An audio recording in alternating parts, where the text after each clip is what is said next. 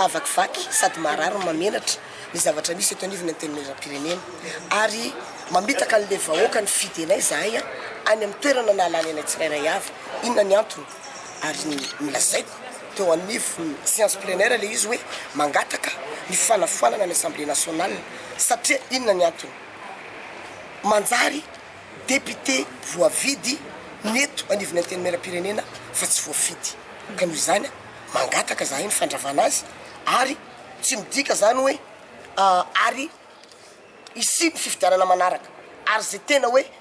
mino marina fa lanim-bahoaka de samy joro ilatsaka am'izay fifidianana manaraka zay satria zavatra misy eto fa be deaibe tsy voatanisa daholo hoe inona sinona ny zavatra tsy mety eto feto anivony antenimieram-pirenena de tsisy zavatra vanina mihitsy ary taorinan' zany andray fitenenana de nisy solotenana député koa nandray fitenenana nanaraka ny hevitro ary tsy mitovy parti amiko fa miatoko afy ka za zany eto mbola manamafy tokony noravana raha ohatra zany tena sa ny gouvernemanta de ravao ny antenimieram-pirenena na am 2018 ary vao misy fifidianana fa za ndray tsy miteny hoe ravao de ataovy rapitso na afaka pitso fa amin'ny fotoana zay mamety azy na am 2020 ary